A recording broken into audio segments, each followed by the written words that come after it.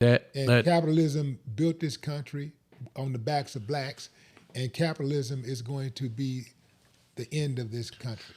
I believe, and if you ask me, racism is going to be the end of this country. And when I say racism, I'm talking about deep core racism. I'm talking about Erica Kirk racism. I'm talking about deep people in different positions that feel like they are superior based on the color of their skin, and everybody else is beneath and or unequal to them.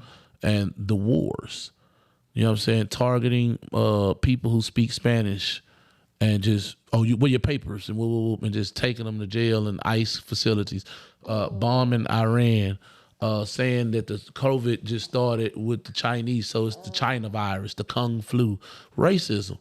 We have become the most hated country in the world, and we feel like it's okay because we have the most manpower as far as when it comes to explosives, ships, bombs, missiles, and nuclear warheads. But man, let me explain something to you. I come from a place where it only takes one bullet from any gun to kill you. You know what I'm saying? Building enemies is not the way to go. So the racism and the things that they are doing to conflict and break everybody else against this country is what's going to be the end of the country. The only blessing that's going to come of it is of the other nations of the world don't recognize us as these European Americans. They recognize us as people in bondage that had our identity stolen and don't know who we truly are. That's in a lot of countries like Russia, Ghana, a lot of countries. They just voted that slavery, the Atlantic slave trade, the African slave trade was the number one most gruesome, horrific act or event that ever occurred in human history. There are only 3 countries that didn't vote and say that that was true. And those 3 countries are the United States of America, Israel, and Argentina.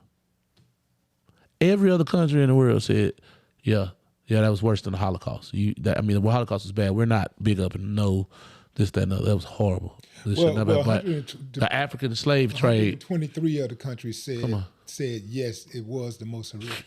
It was the most gruesome crime or whatever. But it was like 40 or something, or 50 some of them held their nuts. What they said, they didn't want to answer. Right. They didn't want to answer because. But the fact that the United States stood up there, and the United States and Israel. Yeah. Argentina, nobody think about it anyway. Yeah. But United States and Israel, for them to say that, it's a slap in the face because they don't have. I mean, they let you know that we don't give a about what we did to you and your people. Right. Yeah, and we still making laws to imprison your people, send them to jail, and we still over your community. That's basically what they're saying. Like, and they letting you know. So take it for what it is. Stop saying, we're created equal. No, we're not in the eyes of the government.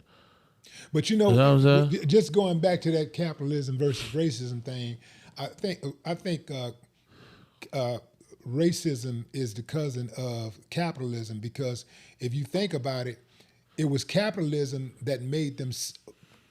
It was capitalism that made them seek us out and say, them. We're going to enslave them based on their race, and we want them. We're going to enslave people because we want to be paid. We some lazy motherfuckers. We don't want to do the work ourselves, and we a bunch of thieves. We're a bunch of thieves, and we're lazy, and we don't want to do the work ourselves. So we're going to kidnap these people, and we're going to destroy their lives. We're going to destroy their culture. We're going to destroy their language. We're going to destroy their spirits, and we're going to make them build the country for us. And then, by the way, when they get through building everything up, and we get all that we can get out of them. We're going to call them the lazy ones. Yeah, and not only that, we're gonna use division to divide and conquer. We're gonna use the villages and make them kidnap their own people, and believe. They already believe they're enemies. We're gonna help them and pay them to kidnap the enemies of the enemy villages, and they're gonna think, they're getting the boom sticks and this, and the money. And once we get all their ass to put them on the ship, we're gonna come back and get their ass too. And we're gonna divide and make them kidnap and enslave each other and have them prepared. So like a lot of people like to deter from the fact that it was blacks kidnapping blacks into the African slave trade. Don't ever forget that. You know what I'm saying? Don't ever it wasn't just the white man. Yeah, it was, but it wasn't just that. Yeah, there was other factors. You know what I'm saying? That's why all of them, everybody that had any dealings, that's why we can go to Ghana right now and get free land and free citizenship, because they know they played a big part in the African slave trade and it was wrong. You automatic, as soon as you get to Ghana, they give you land and they give you citizenship.